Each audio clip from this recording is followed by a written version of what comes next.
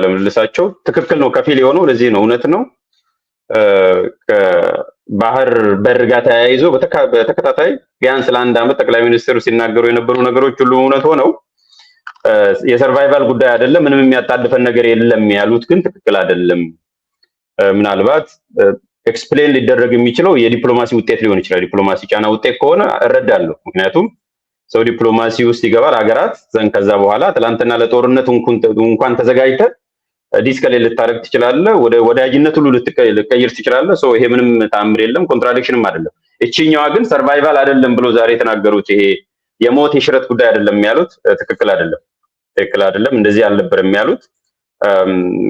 እንዳልኳችሁ ምናልባት ኤክስትራ ማይል ሄደን ልንረዳ የምንችለው ይሄ በቃ የዲፕሎማሲ ውጤት ነው፣ ዲስከሌት አድርገዋል ማለት ነው። የባሌና የቦሌም ጉዳይ ረገብ ብሏል። በወታደሮቹም እየወጡ የሚፎክሩት ነገርም ረገብ ብሎ በዲፕሎማሲ መንገድ፣ በህጋዊ መንገድ፣ በለስላሳው መንገድ እየሞከሩት መሆኑን ነው የሚያሳየው። በዛ መልኩ እንረዳው። ሁለተኛው ጉዳይ ይሄ ነው። ሌላው ሶስተኛው ከብሔራዊ ጥቅም ጋር ተያይዞ የተናገሩት ነገር ነው ብሏል። አዎ ብሏል፣ ሰምቻለሁ። በባሌም በቦሌም ብለዋል። ዛሬ ግን በዛ ቶን አይደለም፣ በዛ ቶን አይደለም። አሁን ቅድም ማለት ከዚህ በፊት በተቀመጠው አይደለም። ሶስተኛው ከብሔራዊ ጥቅም ጋር ተያይዞ ያስቀመጡት ነገር በጠቅላይ ሚኒስትሩ ስለተነገረ ሳይሆን ትክክል ነበረ። ትላንትና ከአብይ በፊት የነበረ ነው። ዛሬም አለ፣ ነገም የሚቀጥለው ነገር ለማገር ብለን ምሰሶውን ማፍረስ የለብን መንቀል የለብንም ያለው ትክክል ነው። ሪስፔክቲቭ ኦፍ አብይ ከአብይ በፊትም የነበረው ጉዳይ ነው። አብይ ስለተናገረው የሚለወጥ ነገር የለም። ሀቅነቱን አይሽርም። ኦንሊ ፕሮብሌም ምንድነው? ከዚህ ጋር ከዚህ በፊትም በተደጋጋሚ የመንግስት ሰርቫይቫልን የፓርቲ ጉዳይን ከብሔራዊ ጥቅም ጋር አንድ ላይ አጣብቆ ሌሎቹን በቅንነት የሚናገረውን ሁሉ የመፈረጅ አባዜ ለዛውም የዲጂታል አርሚዎችን አሰማርቶ ሲያደርጉት የነበረው ነገር ትክክል አይደለም። ከዛ አንፃር ካየነው የብሔራዊ ጥቅምና የሪጅም ሰርቫይቫል አንድ ላይ ተደባልቆ ሲታይ የቆየ ነው። ፕሬዘንትም ሲደረግ የነበረው በተለይ በብሔራዊ አለው ብሔራዊ ብሎ መጥራትም ከባድ ነው። የመንግስት ወይ የብልጽግና ፕሮፓጋንዳ ማሽኖችን ዝም ብላችሁ ከፈት አድርጋችሁ ብታዩት ኑዋንስ የሌለው ድርቅ ያለ የሰነፎች ትንታኔ፣ ፒውርሊ የሰነፍ ትንታኔ በሌብሊንግ የሚጀምር በሌብሊንግ ምሳሌ ወስዶ በሌብሊንግ የሚያበቃ ትንታኔዎቹን ነው የምታዩት። ድርቅ ያለ ሌላውን ሁሉንም የመፈረጅ የፓርቲን ቶኪንግ ፖይንት የማይቀበል ነገር ሁሉ ባዳና ባንዳ ሲባል እየተባለ ሲሰደብ የነበረ ነው። ከዛ አንፃር ከታየ የብሔራዊ ጥቅም እንዲሸረሸር ማለትም አንደርስታንዲንጉ የዜጎች አንደርስታንዲንግ ከፓርቲ ጋር እንዲያጣብቁት፣ ከዕለታዊ አጀንዳ ጋር እንዲያጣብቁት፣ ከሪጅም ሰርቫይቫል ጋር እንዲያጣብቁት አድርገው ስለሰፉት ማህበረሰቡ እንደዛ ቢረዳ ዜጋ እንደዛ ቢረዳ አይፈረድበትም። ሰዎች ለምን እንደዛ ተረዱ ሳይሆን መጀመሪያ ራሱ መንግስት ተብዬው ጉዳዩን የሚያቀርብበት መንገድ እንዴት ነው የሚለውን መጠየቅ ስለሚያስፈልግ ነው። አዎ ብሔራዊ ጥቅም የሚባል ነገር አለ፣ የሚቆጠር የሚዘረዘር ልናስረክበው የምንችል ልንነጋገርበት የምንችል ቢሸረሸሩም ቢሳሱም ብሔራዊ ጥቅም የሚባሉ ነገሮች አሉ። የኢትዮጵያ ብሔራዊ ጥቅም ከብሔር በላይ ከሪጅም በላይ የሆነ አሁን ግን ራሱ መንግስት እያቀረበበት ያለው መንግስት ነው ሌሎቹ እንዲያጣብቁት ማለትም ግንዱንና ቅርንጫፉን ወይንም ማገሩንና ምሰሶውን እንዳይለዩ እያደረገ ያለው በዛ ረገድ ሰልፍ ኢንፍሊክትድ የሆነ ኢንጁሪ አለ። በዋናነትም ራሱ መንግስት ያደረገ የነበረው ለዚህ ነው። ከዚህ አንፃርም አዎ ብሔራዊ ጥቅም አለ። ነገር ግን መንግስት እያቀረበ ያለው በጣም በሚሸት ክትፎን እንትናን ልጠቀም የታምራት ነገር ፖለቲካ ጠፍቷል። የሆነ ጊዜ ክትፎን በባልዲ ነው በእንትን ባልዲ እንደማቅረብ ነው። ጥሩ ነገርን በማይሆን አቀራረብ ስታቀርብ ማህበረሰቡ እንዳይረዳ ወይንም ደግሞ በቅን ልቦና እንዳይረዳ በባድ ፌዝ እንዲረዳ ራስ ካደረከው መወቀስ ያለበት የራስ ኮሚኒኬሽን ስትራቴጂ ከኮሚኒኬሽን አልፎ አንዳንድ ጊዜ ፒውርሊ ለሰርቫይቫል ተብሎ የሬጅም ሰርቫይቫልን ከሁሉም ነገር አስቀድሞ ከብሔራዊ ጥቅምም ከብሔራዊ ውይይትም ከተቋማት ግንባታም የበለጠ አድርገህ ካቀረብከው ሌሎቹን አይደለም የምትወቅሰው። ምክንያቱም ያቀራረብ የድርጊት የመሆን ጉዳይ ስለሆነ ይሄም ከፊል እውነት ነው። ምክንያቱም ብሔራዊ ጥቅም ትክክል ነው። ሰው ማገሩን ለማስወገድ ብሎ ወይ ቅርንጫፉን ለማስወገድ ብሎ ግንድ መቁረጥ የለበትም፣ ትክክል ነው። ምክንያቱም ገበሬ እንኳን ዘሩን አይበላም። ገበሬ ምንም ያህል ቢርበው ዘሩን አይበላም። ምንም ያህል ብንቸገር፣ ምንም ያህል የዲሞክራሲ እጦት ቢኖርብን፣ ምንም ያህል የሰላም እጦት ቢኖርብን፣ ምንም ያህል ስልጣን ላይ ያለው ስርዓት ቢበሰብስና ቢሸተን ቆርጠን አንጥለውም ግንዱን አብረን። ምክንያቱም ፍሬያችንን ኢትዮጵያ መብላት ስለሌለብን፣ ለምሳሌ ሀገር እንደ ሀገር ጠንክራ መቀጠል ስላለባት፣ ተቋማቶች መቀጠል ስላለባቸው ከዚህ ረገድ ካየነው አዎ ገበሬም ቢሆን ራሽናል የሆነ ሰው ገበሬም ቢሆን ዘሩን አይበላም ምንም ያህል ቢርበው። ይሄም በዚህ ረገድ መታየት ነው ያለበት። ወደ ሁለተኛ ከኤርትራ ተሳትፎ ጋር ተያይዞ ያነሳው ነገር አለ። ወደዛው እንሻገራለን። ያለው ብዙ ጥያቄዎች እንዳላችሁ አስተያየት እንዳላችሁ ወደ እናንተ ጥያቄና አስተያየት እመጣለሁ። ካለን ጊዜ አንጻር ወደ ሁለተኛው ርዕሰ ጉዳይ ይሻገራለሁ። የትም አትሄዱ። ላይክ አድርጉ፣ ሼር አድርጉ፣ ሰብስክራይብ አድርጉ። ካፍታ ቆይታ በኋላ መለሳለሁ። ወደ ሁለተኛው ነጥብ ርዕስ ወይም ነጥብ እንሻገራለን።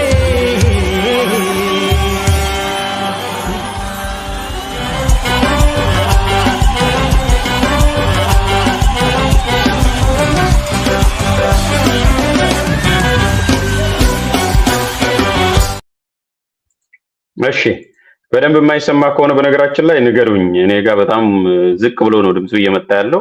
እስካሁን ድረስ የድምፅ ችግር የገጠማችሁ አልመሰለኝም። የድምፅ ችግር ከገጠማችሁ መሀል ላይ ንገሩኝ። ወደ ሁለተኛው ነጥብ እሻገራለሁ። ከፊል እውነቶችን አውርተናል። አሁን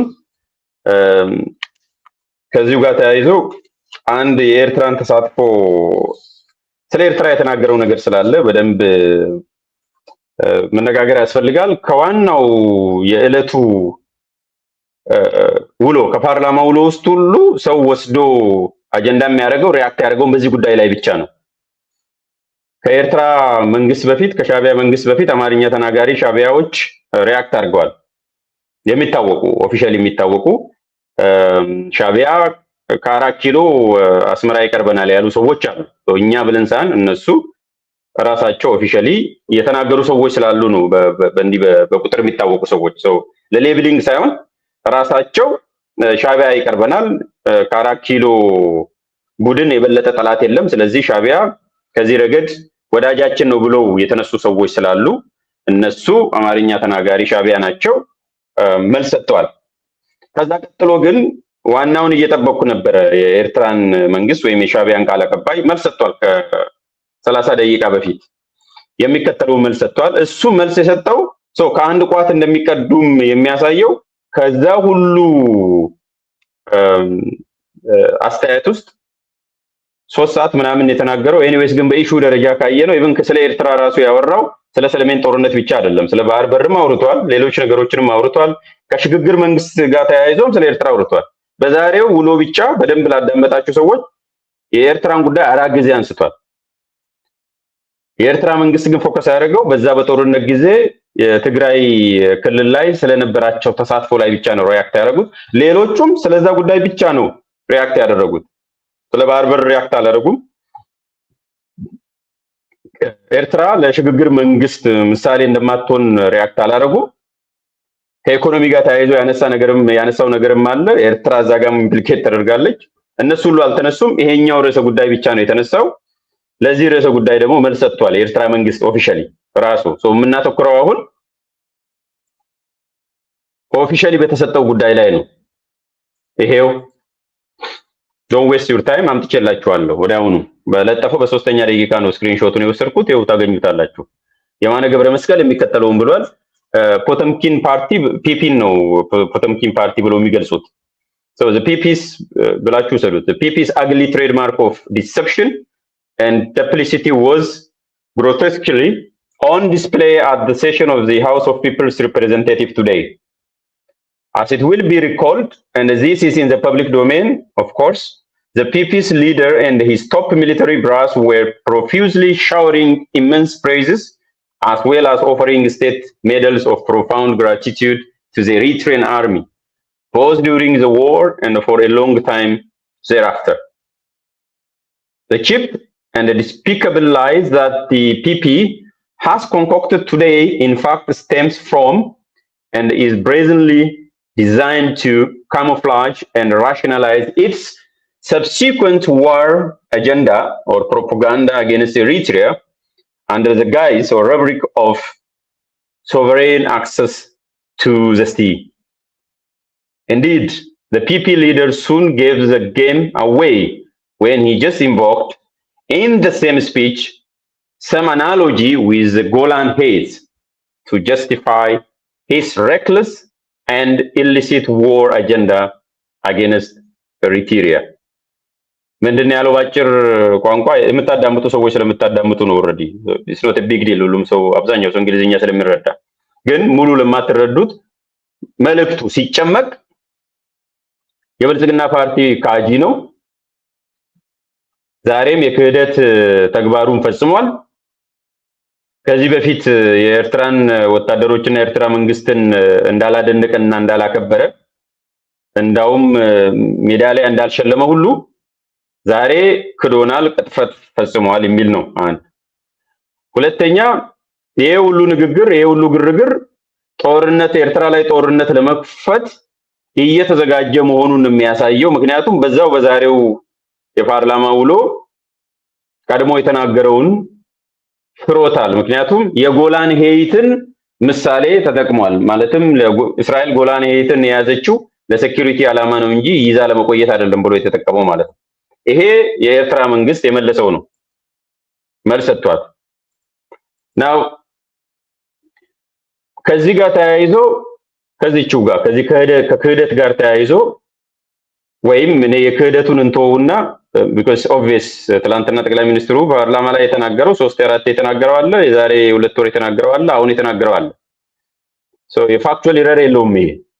ይልቁንስ ኤርትራ ኢትዮጵያ ውስጥ መግባቷ ትላንትና ትክክል ነበር ወይ ዛሬስ ትክክል ነበር ወይ የሚለው ላይ ነው መነጋገር ያለብን። እንደ አንድ ዜጋ ትክክለኛው የትኛው ነው ነው። ሶ ትላንትና ጀስቲፋይ አድርገው ከሆነ ኤርትራ መንግስት መግባት ጀስቲፋይ አድርገ ዛሬ ግን ትክክል አይደለም የሚል ነገር ተናገረ ከሆነ it is a clear contradiction, then you should be called out። ሰዎች ትላንትና እንዲህ ብለ ነበር ዛሬ ደግሞ እንዲህ ያልክ ነው ያለው። መርህ መቼም በአንድ ወርና በሁለት ዓመት ልዩነት አይቀየርም። ትክክል አይደለም ከሁለቱ አንዱ ምረጥ ማለት ይችላሉ። ሶ በዚህ ረገድ እኔ የኔ አቋም ምንድነው ያንን ማወቅ ስላለባችሁ መብትም ስላላችሁ ባይዘው መብትም አላችሁ። እኔ ትላንትናም ስህተት ነው ኤርትራን በእኛ ጉዳይ ላይ ኢንቮልቭ ማድረግ ታሪካዊ ስህተት ነበረ፣ ብሔራዊ ውርደትም ነው የነበረው። ዛሬም ከኤርትራ ጋር ተጠግቶ ኤርትራ ዳኛችን ለኢትዮጵያ በጎ አሳቢ ወዳጃችን ማለት ትክክል አይደለም። ሰው ትላንትናም ትክክል አይደለም፣ ዛሬም ትክክል አይደለም። ይሄም በሪቶሪክ ብቻ አይደለም፣ በሪቶሪክ ብቻ ሳይሆን ይኸው በዚህ መልኩ ተቀምጧል። ሶ ይሄንን እንዳትጠይቁኝ ከዛሬ ጀምሮ። ዛሬ ይሄንን ስለምትጠይቁ ቀድሜ ተዘጋጅቼ የመጣው ፕሪኤምፕት ለማድረግ ነው። ትላንትና እንደዚህ ብለ ምክንያቱም በግሩፕ ነው ትላንትና ያንተ መንግስት እንደዛ ሲያደርግ እንዴ አብራ ጨብጭባ እንትን ብለ የሚል ስለሚመጣ ስለማውቅ ፖለቲካችን እንደዛ ስለሆነና በግለሰብ ደረጃ ማውራት ስለማይቻል ያንን ስለማውቅ ይሄንን አምጥቼላችኋለሁ። ያልኩት ይሄንን ነው። በአማርኛም የተጻፈ አለ አመጣላችኋለሁ በጦርነቱ ጊዜ ገና ኖቬምበር ላይ እሱንም የኢዩ ዲፕሎማትን ጠቅሼ የጻፍኩት አለ እሱንም አመጣላችኋለሁ። በ2020 ገና ጦርነቱ ተጀምሮ በሶስተኛው ሳምንት ማለት ከሻቢያ ኢትዮጵያ ላይ መግባት ጋር ተያይዞ ኮንሲስተንት አቋም ስለሆነ ኦክቶበር 26 ላይም ያስቀመጥኩት አለ አቶ ልደቱንና መምህርት መስከረምን ሳወያይም የተናገርኩት አለ ቪዲዮም አለኝ አመጣለሁ። ሶ ለወደፊቱ በስፋት ሶ የኔ ኮንሲስተንት ነው። ትላንትናም ስህተት ነው፣ ዛሬም ስህተት ነው። ይሄንን ያስቀመጥኩት የአራተኛ ዙር ጦርነት በሚደረግበት ጊዜ ነው የሴፕቴምበር 2 ዘመቻ በሚደረግበት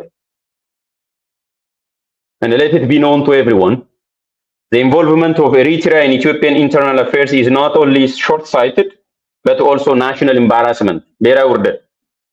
Ethiopia used to be a net security provider in the region. Now it is under the tutelage or guardianship of Isaias Afwerki. And what a shame ብዬ ለጥፌያለሁ። ስለዚህ ሂሳብ እናወራርዳለን ካላችሁ ይኸው ሪሲቱ እዚህ አለ። Now I have a moral claim to proceed ማለቴ ነው። ካቪያት አስቀምጬ መሄድ ስለሚያስፈልግ ፕሪንሲፕል በአንድ ቀን በሁለት ቀን የሚሻር ነገር ስላልሆነ then if you have to be consistent you have to be consistent የቀየርከው መርህ ካለ ደግሞ ኦፊሻሊ ነው እንጂ እንዲሁ ዊሺ ዋሺ እያደረጉ አይደለም። ሶ ለኔ ትላንትናም ብሔራዊ ውርደት ነበር ያንን ማድረጋችን ከስተት አለመማራችን። ይሄንን ለምንድን ነው የማመጣው? ይሄንን ከመጀመሪያው ዙር ባንማር እንኳን ጠቅላይ ሚኒስትሩ እንዳሉት ኦኬ መቀሌ ልንገባ ስንል 2 ቀን 48 ሰዓት ሰጥተን ስንጠብቅ የነበረው የሻዕቢያ ወታደር የትግራይ ህዝብ ላይ የበለጠ ጉዳት እንዳያደርስ ኦልሬዲ ጉዳት ሲያደርስ ነበር የበለጠ ጉዳትና ውድመት እንዳያደርስ ፈልገን ነው ያለው። እንደዛ ከሆነ ይሄ ሆነው ኖቬምበር 2020 ላይ ነው በፈረንጆቹ። የአራተኛው ጥምር ጦር ደግሞ የተደረገው ከኦገስት 28 ነው። ቀኑን ራሱ አስታውሳለሁ። ከኦገስት 28 እስከ ኦክቶበር ነው የቆየው። እስከ ኦክቶበር መጨረሻ ፕሪቶሪያ ስምምነት እስኪፈራረሙ ድረስ ነው ዘመቻው የቆየው 2 ወር። ስለዚህ ቢማሩ ኖሮ ከመጀመሪያው ዙር ቢማሩ ኖሮ አንድ ድፍን ዓመት ስለነበራቸው ከኖቬምበር 2020 እስከ ሴፕቴምበር 2022 መካከል 1 ዓመት ተኩል ነበራቸው። የምርም የኤርትራ ጣልቃ መግባት አሳስቧቸው ከሆነ ገና 2020 ላይ ወደ መቀሌ ሲገሰግሱ ነገሩ ትክክል እንዳልሆነ የኤርትራ ወታደር መግባቱ ተገቢ እንዳልሆነ ጠቅላይ ሚኒስትሩ እንዳሉት ያኔ ተገንዝበው ከሆነ መጀመሪያ እንኳን ባይገነዘበው ያኔ ተገንዝበው ሆኖ ቢሆን ከዓመት ተኩል በኋላ ታዲያ ለምንድን ነው የኤርትራን ጦር ይዘው የዘመቱት የሚል ሎጂካል ጥያቄ ስለሚነሳ ነው ይሄን ያመጣው። አንድ የመሳሳት አንድ ነገር ነው። አንድ የመሳሳት ያለ ነገር ነው። አንዴ ነው የምትሳሳተው። ማንም ሰው ይሳሳታል። ፎር ዛት ማተር የስህተት ብቻም አይደለም። ስትራቴጂካሊ የኤርትራ መንግስት ራስን ለማዳን ብሎ አስገብቶ ይሆናል። ኦልራይት በዛው ጫማ አድርገን እንየው። ነገር ግን የኤርትራ ለውድመት እንጂ ለጸብ እንጂ ለበቀል እንጂ ለሌላ ነገር አልመጣም ብለው ካመኑ ኖቬምበር ላይ እስከ ሴፕቴምበር 2000 እስከ ኦክቶበር 2022 ድረስ የኤርትራን ሰራዊት ይዘው የሚገሰግሱበት ምክንያት አይኖርም ነው ባጭሩ።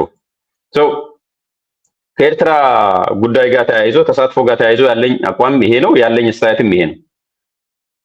ትላንትናም ትክክል አልነበረም። ትላንትናም የውጪን ጦር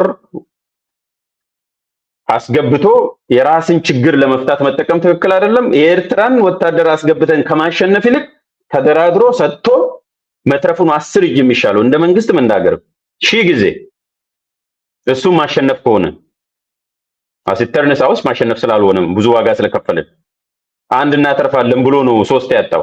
የኤርትራ መንግስትንም አጣ፣ የአማራ ኃይልንም አጣ፣ ራሱንም ቲፒኤልኤፍንም አጣ። አንዱን አስደስታለሁ ብሎ ቲፒኤልኤፍን አስደስታለሁ ብሎ አዲስ አበባ ላይ ሲያጨበጭብ መጀመሪያ ኤርትራን አጣ፣ ቀጥሎ የአማራ ኃይልን አጣ፣ ሶስተኛ ራሱን ቲፒኤልኤፍን አጣ። አሁን እንደ ስትራቴጂ እንኳን ብናየው እንደ ተለመለመ ግንድ ከአራት ኃይል ውስጥ ሶስት ደጋፊ ነበረው፣ አንድ ተቀናቃኝ ነበረው።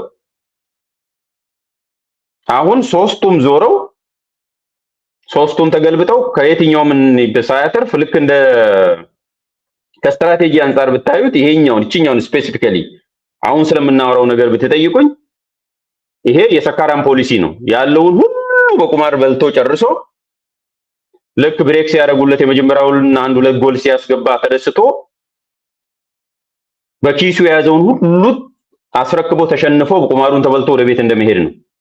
በራሱ በጠቅላይ ሚኒስትሩ ጫማም ሆነን ወይም በመንግስት ጫማ ሆነን ብናይ ምንም ያተረፈበት ነገርም የለም። እንደው ተርፈናል እንዳይባል ዞሊ መትረፍ ምንድነው 4 ኪሎ ደርሰው በጉልበት መንግስቱን አለመገልበጡ ብቻ ነው እንደ ትርፍ ከተታየ። ከዛ ውጪ ዛሬም አልተፈታም። ምክንያቱም ይኸው ጦርነት እያወራን ነው ከህዋት ጋር አልተፈታም ማለት ነው። አላሸነፍክም፣ ፖለቲካሊም አላሸነፍክም። ዛሬ ስለሱ አታወራም። ቲዲኤፍን አስቀምጣ ይኸው ዛሬም ስለ ቲዲኤፍ ነው የምታወራው። ምንም ያሸነፍከው ነገር የለም።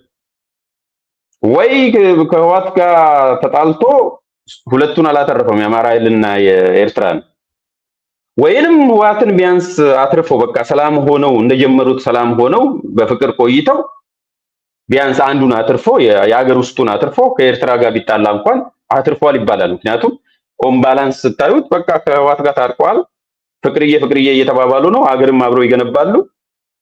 ስለዚህ የኤርትራ ወደ ውጪ ቢሄድ መጀመሪያ የውጪ ኃይል ስለሆነ ከዚህ አንፃር ከዚህ ካልኩሌሽን አንፃር እንኳን ቢታይ ኢንድ ሪዛልቱ ውጤቱ ስታዩት ትርፍ አልነበረውም የኤርትራ መግባት ማለት ነው። መቀያየም ነው የሆነው። በዚህ ጉዳይ ላይ የተናገረው ነገር ከኔ አንፃር ዛሬም የተናገረው ነገር በዚህ መልኩ ነው አፕሪሺየትም የማደርገው። ጠቅላይ ሚኒስትሩ የተናገረው ነገር መሀል ላይ ስለረሳን ካለን ነው እስቲ ካለን ነው ወጥ ካልቻለ አንዳንድ ሰዎች በኢትዮጵያና በኤርትራ መካከል ችግር የተፈጠረው የኢትዮጵያ መንግስት የቀይ ባህር ጥያቄ ስላነሳ ነው ብለው ይላሉ፣ ያስባሉ፣ ይተነትናሉ። ግን አይደለም። ኤርትራ ከተፈጠረች ዘመን ጀምሮ በኢትዮጵያ መንግስትና በኤርትራ መካከል ኢሹ ነበረ፣ ታውቃላችሁ። እኛ ከመጣን በኋላ አያስፈልግም ይቅርብን ብለን ሞክረናል። 5 ዓመት ለምነናል። ጸቡ የተጀመረው ብዙዎች እንደሚያስቡት የቀይ ባህር ጉዳይ ሲመጣ አይደለም።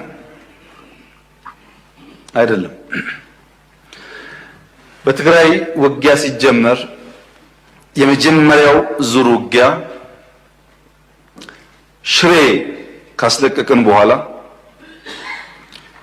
የኤርትራ ጦር ከኋላ ተከትሎ ሽሬ ገብቶ የአንዳንድ ሰዎችን ግለሰቦች ቤት ማፍረስ፣ ፎቅ ማፍረስ ሲጀምር ጸብ ተጀምሯል። አልተናገርንም እንጂ አክሱም ይዘን ስናልፍ አክሱም ገብቶ ወጣቶች በጅምላ ሲረሽን ጸብ ተፋፍሟል። አድዋን ይዘን ስናልፍ አድዋ ሄዶ ፋብሪካዎች ሲፈታታ ሲሰርቅ ጸብ ተጋግሏል። አዲግራት ደርሰን የመድኃኒት ፋብሪካውን የሚነቀለውን ነቅለው የማይነቀለውን ሲያፈራርሱ ጸቡ ጫፍ ደርሷል። ግን የኢትዮጵያ መንግስት ያኔ በዚህም ለመዋጋት ብቃት አልነበረው። ውስን ኃይል ነበረ። ሽሬን ከያዝን በኋላ ያጠቃነውን ጣት እንከተል ነበር እንጂ የያዝነውን ቦታ እያጸናን አንሄድም። ይህ ጉዳይ የተከበረው ምክር ቤት ለዛሬ ዋጋ የለውም። ለታሪክ ማንሳት የምንፈልገው ጉዳይ አክሱም ወጣቶች ሲገደሉ፣ አድዋ ሲዘረፍ፣ አዲግራት ሲዘረፍ በርካታ ኢንቮይ ወደ ኤርትራ ልክ ያለው የላኳቸው ሰዎች ገሚሱ አሁን ከኛ ጋር የሉም። ለምሳሌ ክቡር አቶ ገዱ ያኔ የውጭ ጉዳይ ሚኒስትር ነበሩ። ከአንዴም ሁለቴ ኤርትራ ልኬያቸዋለሁ። የላኳቸው የትግራይን ህዝቤን አታገሳቅሉ፣ ሀብቱን አትዝረፉ፣ ጸቡ ከቲፒኤልኤፍ እንጂ ከትግራይ ህዝብ አይደለም የሚል ነው። አቶ ገዱ አሁን እኛ ጋር የሉም፣ ግን ክር አላቸው፣ ህሊና አላቸው። ዛሬ ቢደብቁ በታሪክ ውስጥ ይወጣል። ለምን ጉዳይ ነው እንደተነጋገሩ እሳቸውም ያውቃሉ፣ ሻዕቢያም ያውቃል፣ እኛም እናውቃለን። አሉ፣ አልሞቱም።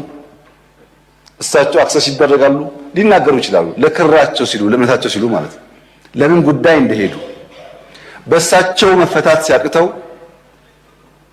አቶ ደመቀ ልክ ያለው አቶ ደመቀ አሁን እኛ ጋር የሉም። በህይወት ስላሉ ለእምነታቸው ለሌላቸው ሊጠየቁ ይችላሉ። ለምን ጉዳይ እንደሄዱ ያውቃሉ። ከነሱም ውጭ አሁን ሲስተም ውስጥ ያሉ 2-3 ሰዎች ልክ ያሉ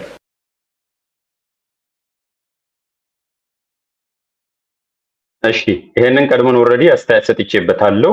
ቪዲዮውን እንድታዩት ነው። ይሄንን ነው ከኤርትራ ጋር ጸባችን በባህር በር አይደለም የተጀመረው። ትክክል ነው። ይሄም ከፊል እውነት የሆነው ዛሬ መናገሩ ዓላማው ምንድነው የሚለው እመጣበታለሁ በ2 ደቂቃ ውስጥ። ከዓላማው ባሻገር ግን የተጣሉት ያኔ የነበረው ካስታወሳችሁ የኤርትራና በኢትዮጵያ መንግስት መካከል ውጥረት መንገሱን እና የኢትዮጵያ መንግስት ደግሞ የኤርትራ ሰራዊት ከኢትዮጵያ እንዲወጣ ጥሪ እንዲያቀርብ በሽግግር ጊዜ ተጠይቆ ነበር። ሽግግር መንግስት ጊዜ ካስታወሳችሁ በትግራይ ክልል የሽግግር መንግስት ተቋቁሞ የኤርትራ ሰራዊት እዛ ሆኖ በትግራይ ክልል ሆኖ እያስቸገረ እንደነበረ ስቲል ሹቲንግ እና ሉቲንግ ላይ ተሳትፎ እንደነበረ የአሜሪካ የአፍሪካ አሲስታንት ሴክሬታሪ በወቅቱ የነበረው ተናግሮ ነበረ። ከዛ ዩኤን ላይም የሁመን ራይት ሪፖርት ሲደረግም የኤርትራ ወታደር እንዲወጣ ተነግሮ ነበር ወደ ማርች አካባቢ ማርች 2021 አካባቢ። በዛ ጊዜ የኤርትራ ሰራዊት ጉዳት እያደረሰ መሆኑንና ከዛም አልፎ ከኢትዮጵያ መንግስት ጋር ኩርፊያ ላይ እንደደረሱ ሪፖርት ሲደረግ ነበር። እንድታስታውሱ ብቻ ነው። ትክክል ነው። የኤርትራ ሰራዊት ከፍተኛ ጉዳት ሲያደርስ እንደነበረም የጅምላ ጭፍጨፋም ሲያደርግ እንደነበረ ለበቀል እና ለማወራረድ ሂሳብ ለማወራረድ እንደመጣም ይታወቃል። ብዙ ምንም ማንም ሰው ተነስቶ አናላይዝ ሲያደርግ ለምንድን ነው ኤርትራ የ2018 የሰላም ስምምነት ራሱ በዋናነት ከኤርትራ አንፃር ሲታይ ለምንድን ነው ሲባል የኤርትራ መንግስት ከአብይ ጋር ወዳጅ ሆኖ ቲፒኤልኤፍን ለማጥፋት ወይም ለመበቀል ከዛም አልፎ በህዝብ ደረጃ ለማዳከም እንደሆነ ይታወቃል። የፐብሊክ ኖሌጅ ስለሆነ ከዚህ ረገድ ካያችሁት አዎ ትክክል ነው፣ እውነት ነው። ዛሬ አይደለም ግን እውነት የሚሆነው ትላንትና ወዲያ ስለተነገረ ሲነገር ደግሞ እንዴት ነው ያወቅነው? የዓለም አቀፍ ማህበረሰብ ሪፖርት ስላወጣ ኢክሪ ሪፖርት አውጥቷል። የሰብአዊ መብት ኮሚቴ ሁመን ራይት ካውንስል ያቋቋመው ሪፖርት ላይ ኤርትራ ምን ሲያደርግ እንደነበረ እንዲሁም የዩኤን ኦቻ እና የኢትዮጵያ ሰብአዊ መብት ኮሚሽን በጋራ ያደረጉት ላይ ወዲያውኑ በ2021 ላይ ተነግሯል። የኤርትራ ጉዳይ አምባሳደሮች ሲናገሩ ነበር። ዩኤን ላይ ሲነገር ነው የነበረው። ይሄንን ጠቅላይ ሚኒስትሩ ስለነገረን ሳይሆን ኦልሬዲ ትክክል መሆኑን የዛሬ 4 ዓመት የዛሬ 5 ዓመት የሚታወቅ ጉዳይ ስለሆነ ነው። ከፊል እውነት ውስጥ የሚወርቀው በዚህ ነው። አንድ ልትጠይቁ የሚችሉት አንሴንሰርድ የሆነ እንደወረደ ዲስፓሽኔት ሆኜ አናላይዝ ማድረግ ስለምፈልግ እንደዛም ስለሆነ ነው። ሀሳብ ገበታ ስትመጡ ይሄንን ከግንዛቤ አስገብታችሁ ነው ሁልጊዜም ቢሆን ዲስፓሽኔት ከውስጥ ወጥቶ ከጉዳዩ ውስጥ ወጥቶ ራሱን አስችሎ አናላይዝ ማድረግ ብቻ ያ ነው ዓላማው። ሌላውን ለእናንተ ነው የምተው። በፈለጋችሁት መልኩ ተጠቀሙበት፣ በፈለጋችሁ መልኩ ትዩት። የአናሊሲስ ብቻ ነው፣ ጀስቲፊኬሽን አይደለም። የጀስቲፊኬሽን ሌላ ቀን እንሰራለን እንደተለመደው፣ በተለይ እሑድ ለብቻ ይስመጣ ነው። አሁንስ ለምንድን ነው ለምን ዓላማ ተብሎ ነው? እዚህ አላቆመም። ባይዘው ስለ ኤርትራ አውርቷል። ኤርትራ አውዳሚ እንደሆነ ዘን የትግራይ ኃይል ደግሞ አማራ ክልል ላይ ሲደርስ አውዳሚ እንደነበረ አውርቷል። ለምንድን ነው ይሄ የተነገረው ዛሬ ላይ? ይሄ ወሳኝ ነው፣ አስፈላጊ ነው። በአጭር ቋንቋ ግለጽ ብባል ሁላችሁም እንደምትገምቱት በሶስቱ መካከል ስምዶ በተለምዶ በፋኖ በቲፒኤልኤፍ እና በሻቢያ መካከል መቀራረብ ስለመጣ እነሱ መካከል ሽብልቅ ለመክተት ነው። ለትግራይ ኃይል ትላንትና እንደዚህ ሲያደርግ የነበረ ይኸው እየነገርኩ ነው። ቤዚካሊ ምን ይነግረዋል ያውቁታል። ትላንትና እንደዛ ሲያደርግ የነበረው የኛው ኃይል ነው፣ ስለዚህ ከሱ ኃይል እኔ ይሻልሃለሁ የሚል። ለአማራ ኃይል ደግሞ ህወሓት ከተደረገበት የበለጠ ነው አማራ ክልል ላይ ሲመጣ ሲያወድም የነበረው። ኢትስ ትሩ ሲያወድም ነበረ። እሱም ቢሆን የተዘገበ ጉዳይ ነው፣ በሰብአዊ መብት ሪፖርት የተቀመጠ ነው። የጅምላ ጭፍጨፋም ሲያደርጉን የነበረው፣ ሲደፍሩን የነበረው፣ ፋብሪካዎችንም ሲያወድሙን የነበረው ያን ሁሉ ሲያደርጉ ነበረ። የትግራይ ኃይሎች ሲመጡ ዎር ክራይምስ ፈጽመዋል። ይሄም ከፊል እውነት ነው። ግን ለምን ዓላማ ነው አሁን ብትሉኝ እነኚህ የሶስትዮሹ ጥምረት ጆይንት ስላለ ጆይንቶቹን ለመሰባበር ነው። በዚህ በኩል ሻቢያ ያንን ሲያደርግ ነበረ። እኔ ህዝቤን አትጉዳብኝ፣ ህዝቤን አትበድልብኝ ብዬ ነው የተጣላሁት የሚል መልእክት ለማስተላለፍ ነው። በዚህ በኩል ደግሞ ትላንትና በዚህ ልክ ነው ሲበድል የነበረው። ህወሓት ራሱ ላይ ከደረሰበት የበለጠ ነው አንተ የአማራ ክልል ሲመጣ ያደረገው የሚለው መልእክት ነው የሚያስተላልፈው። ኦቨርኦል ውጤቱን ስታዩት አሁን ፖለቲካውን ፒውር ፖለቲክስ ነው ሀቅ ቢሆንም ያኔ ላይ ዛሬ ግን በዚህ መልኩ ጠቅላይ ሚኒስትሩ የተናገረው ሽብልቅ ነው በአማርኛ። to drive a wedge between these three joints ከዚህ የበለጠ ከዚህ የተሻለ የተለየም አንድምታ አለው ብዬ አላስብም። በቃ ይሄ ነው የፖለቲካ ዓላማው፣ ይሄ ነው። ለምን ዛሬ ብትሉኝ ሀቅ ነው። አዎ ያ የሚባለው ነገር ተደርጓል። አዎ ምክንያቱም ኦልሬዲ ፕሩቭ አድርገናል። እናንተም ሄዳችሁ ፕሩቭ ማድረግ ትችላላችሁ። ትክክል ነው የተነገረው ነገር ስፒን ተደርጎ በዚህ በኩል ናሬቲቭ መምጣቱ ነው እንጂ በዚህ መልኩ መነገሩ ነው እንጂ አዎ ነበር። ስለ ኤርትራም የተናገረው ትክክል ነው።